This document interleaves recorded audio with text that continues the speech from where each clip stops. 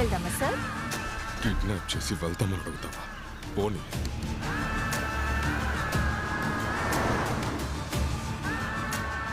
తర్వాత చైర్మన్ వచ్చే వరకు చిన్న విరామం తీసుకుందాం. Stay tune. శంకర్ వరదాన్ని చూసావా? అసలే వడ్డీ ఎలా కట్టాలని ఆలోచిస్తుంటే వాడెక్కడ వీడెక్కడ నన్ను అడుగుతావేంటి? పోయా. చెప్పు శంకర్, డబ్బులు ఇస్తాను. విషయం కొంచెం పెద్దది. ఉదయం 4 సహాయం పోటీ తీసుకుని లోనికి వెళ్ళాడు సార్.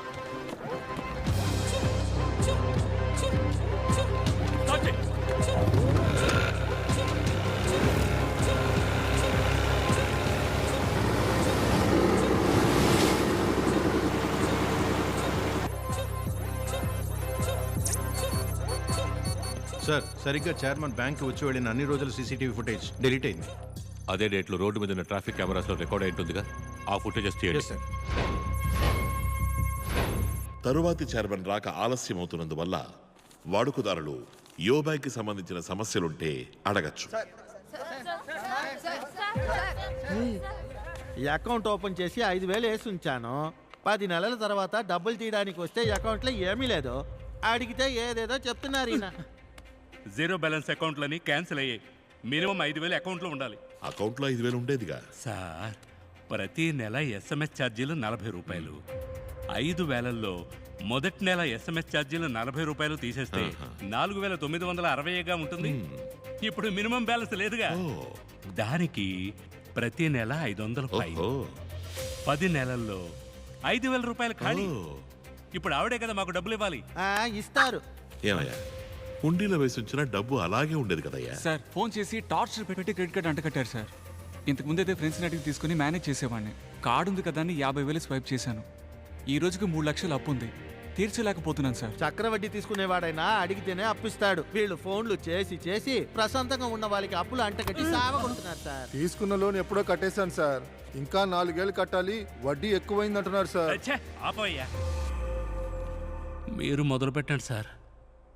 ఇప్పుడు కూడా కొట్టు అనే అంటున్నావు, డబ్బులు ఇవ్వవు కదా. నన్నెందుకు చూస్తున్నావు? అగ్రిమెంట్లో అన్ని డీటెయిల్స్ ఉన్నాయి, అన్నిటినీ చదవాలి. సార్, అప్లికేషన్ ఇచ్చి సంతకం పెట్టమన్నారు సార్. సంతకం పెట్టాను. అందులో ఏం రాసిందో నాకేం తెలుసు. ఈయన చదవకపోతే బ్యాంక్ ఎలా రెస్పాన్సిబుల్? ఇప్పుడు ఎందుకు కొట్టావు? హర్ష ఎందుకు ఇంకా రాలేదు? అయితే నన్నెందుకు కొడుతున్నావు? హర్ష ఇక్కడికి 15 నిమిషాల్లో రాకపోతే కొట్టచ్చు అని అగ్రిమెంట్ లో రాస్తుంది. చదివి చూపించండి మేనేజర్ సార్. నేను అది చదవలేదే. దానికి నేనెలా బాధ్యునవుతాను చెప్పండి. మీరే కదా చదివి సంతకం పెట్టుండాలి. రాసుంది సార్.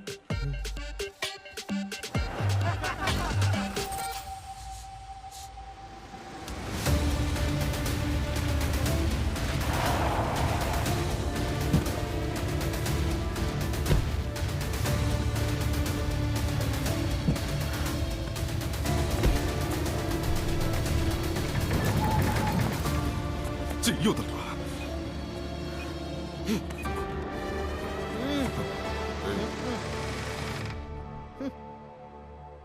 ఇడియట్.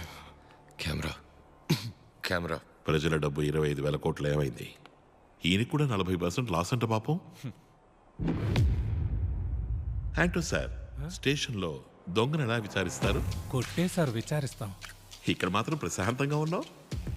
గొప్పోళ్ళని కొట్టడం అంటే 1,000 రూపాయలు దొంగిలిస్తే పట్టుకు కొడతారు. 25,000 కోట్లు దొంగిలిస్తే చూసి భయపడతారు. మొదలెట్టండి సార్. Okay sir. ఇలాంటి వాళ్ళని బాగా వేయాలి. సరిపోలా. కొమ్ము కొమ్ము బాగా కొమ్ము వదలబాక. సరిపోలా.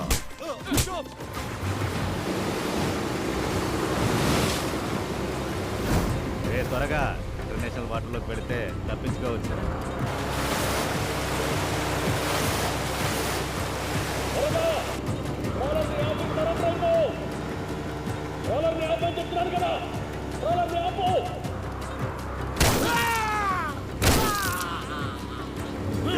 మ్యాటర్ చాలా పెద్దది.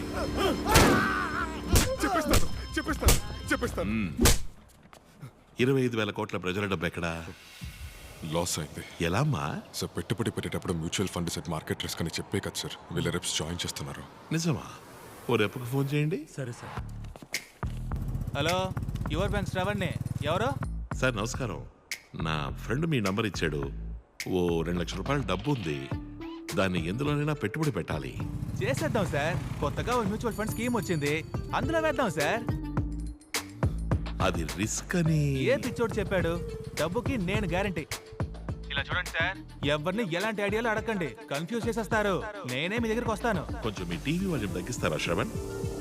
టీవీ వాల్యూమా? ఎందుకు? ఇక్కడికి ఎక్కువ కొడుతుంది సార్. నువ్వు పనిచేసే బ్యాంకుని ఇక్కడ దోచుకుంటున్నారు. చెప్ప అది కూడా తెలియకుండా నువ్వు కస్టమర్ వెంట పడుతున్నావా? సార్ సార్ టార్గెట్ ఇస్తున్నారు సార్. మమ్మల్ని చేయమంటారు సార్. ఇలా అబద్ధాలు చెప్పి ప్రజల్ని ఇరికించడం న్యాయమా? మేము అబద్ధం చెప్పట్లేదు సార్, లైట్ గా నిజాన్ని దాస్తున్నాం అంతే కదా. ఇదంతా నీ ట్రైనింగ్. మీ రెప్స్కి టార్గెట్లు పెట్టి పరోక్షంగా తప్పు చేయమని రెచ్చగొడుతున్నారు. సి మా కస్టమర్స్ మోసపోలేదు, మా కంపెనీలో ఇన్వెస్ట్ చేశారు. మేము సునీల్ అనే వ్యక్తి బ్రోకరేజ్ కంపెనీ ద్వారా షేర్ మార్కెట్లో ఇన్వెస్ట్ చేశాం. లాస్ అయింది అంతే సార్. ఓ మంచి కంపెనీలో పెట్టుబడి పెట్టుండొచ్చుగా. షేర్ మార్కెట్లో ఓ మంచి కంపెనీలో పెట్టుబడి పెట్టుండొచ్చు కదా. అది మీరు సునీల్ సార్ని అడగాలి. ఓ ఆయన్ని అడగాలన్నమాట.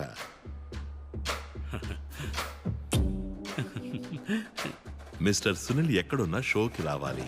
హలో, ఆయన ఇండియాలో లేరు, ఆయన మొరీషియస్లో ఉన్నారు. కాదే, పక్కనే ఉన్న గ్యాస్ స్టేషన్లో కారు డిక్కీలో పడుకుని ఉండడం చూసేనే.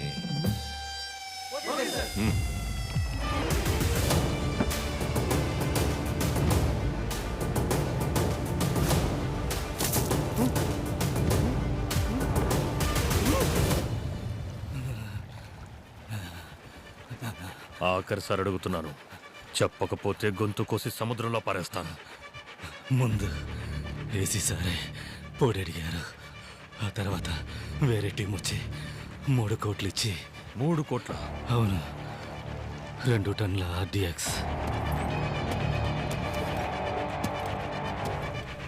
పేరితే వైజాగ్లో ఒక ఏరియానే ఉండదు. చూడు కన్నా, ఈ విషయం ఎవరికీ తెలియకూడదు. సిటీ అల్లకల్లోలం అవుతుంది. బ్యాంకు చుట్టూ ఆల్రెడీ మనం చెక్ చేసాం. బ్యాంకుని కనెక్ట్ చేసే రోడ్లో వచ్చి అన్ని బళ్ళను చెక్ చేయండి. ఒక్క బండిని వదలదు.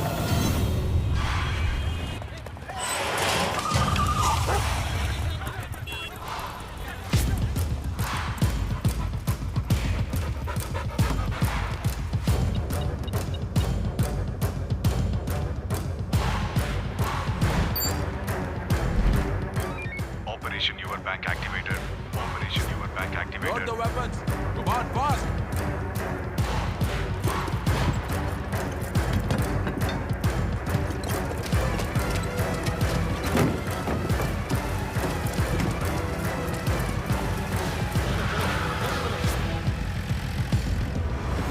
వెపన్స్ బయలుదేరే. చావబోయే జనానికి ఆర్ఐపీ పోస్ట్ రెడీ చేయమను. 1 అవర్లో అంతా అయిపోతుంది. చైర్మన్ తప్ప బ్యాంకులోంచి ఎవడూ ప్రాణాలతో బయటికి రాడు.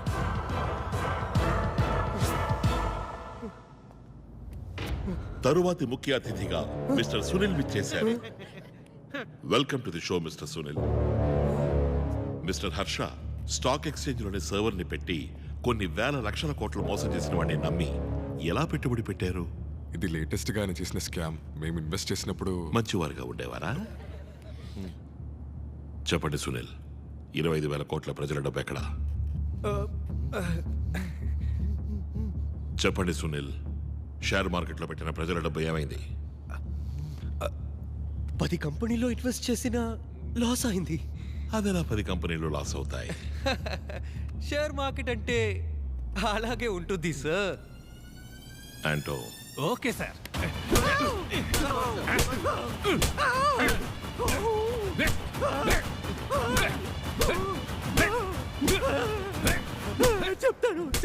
చెప్తాను. ఆ 10 కంపెనీలు ఇతని బినామీ కంపెనీలు.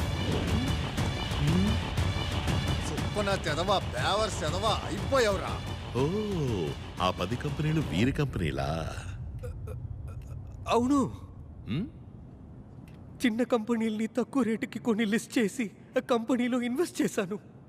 2 ఇయర్స్లో లాస్ అయినట్టు సెటప్ చేసి ఆ డబ్బు మొత్తం కొట్టేశాం. ఆ డబ్బంతా ఎక్కడా? నేను ఈయనకే ఇచ్చాను.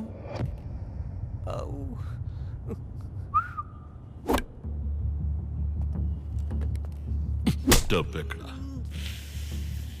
ఇతన్ని అడగండి. డబ్బు ఎక్కడ సార్? ఈ అడగండి. నేను ఆయనకి ఇచ్చాను.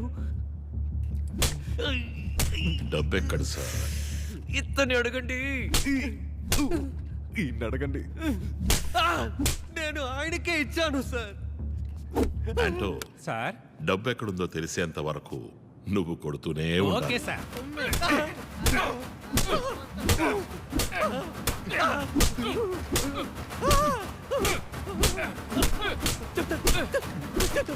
చెప్తాను. నువ్వు ఊరుకోరా. దెబ్బలు తినలేకపోతున్నాను. కెమెరా సార్, డబ్బు ఈ బ్యాంక్లోనే ఉంది. సార్, मैं सच बोल रहा हूँ. Trust me. కరెన్సీ జస్ట్ కింద ఒక సీక్రెట్ లాకరు ఉంది. అందులోనే 25,000 crores ఉంది. కమిషనర్ సార్, ఇప్పుడు చెప్పండి, నేను బ్యాంకుని దోచుకోవడానికి వచ్చానా, లేదా వీళ్ళు బ్యాంకును అడ్డం పెట్టుకుని దోచుకుంటున్నారా?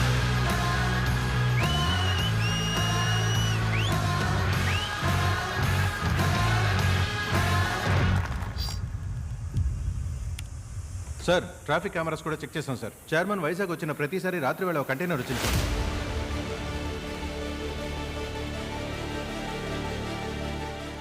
చైర్మన్ 18 సార్లు బ్యాంకుకి వచ్చి వెళ్ళిన ప్రతిసారి ఓ కంటైనర్ వచ్చి వెళ్ళింది. బ్యాంక్ సీసీటీవీ ఫుటేజ్ ఎరేజ్ అయింది. దీని అర్థం బ్యాంకు లోపల ఉండాల్సిన 25,000 కోట్ల రూపాయలు లేవు. దాన్ని చైర్మన్ కొట్టేశాడు. కొట్టేశాక ఎందుకు బ్యాంకుని దోచుకోవడానికి ప్లాన్ చేయాలి? సార్, ఇక్కడ జరిగిందంతా వెంటనే న్యూస్లో లీక్ అయింది సార్. కానీ శామ్ చెప్పిన చైర్మన్ మ్యాటర్ మాత్రం ఇంకా లీక్ అవ్వలేదు. మన రాజేషే ప్రస్తుతం తరచూ సార్, లోపలికి వెళ్ళిన ప్రభా ఇంకా ఇన్స్పెక్టర్ రాజేష్ చాలా క్లోజ్. రాజేష్ లాక్కురండి. సార్, రాజేష్, ఇక్కడ జరిగిందంతా న్యూస్లో వచ్చేసింది. కానీ బ్యాంకుని దోచుకోవడానికి ప్లాన్ చేసింది చైర్మన్నే అన్నది మాత్రం ఎందుకు న్యూస్లో రాలేదు? నాకు అదే డౌట్ సార్. నేనంత వెర్రిపప్పని కాను రాజేష్. తెలుసు sir. Sir sir sir shoot చేయను, భయపడకు.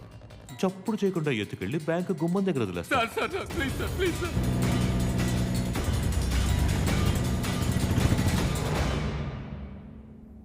మర్యాదగా నిజం చెప్పు. బ్యాంకులో ఉన్న వాళ్ళందరినీ చంపేయబోతున్నారు. చైర్మన్ని తప్ప మిగతా వాళ్ళందరినీ చంపి ఆ నేరాన్ని దోచుకోవడానికి వచ్చిన వాళ్ళ మీద వేయబోతున్నారు. ఎలా?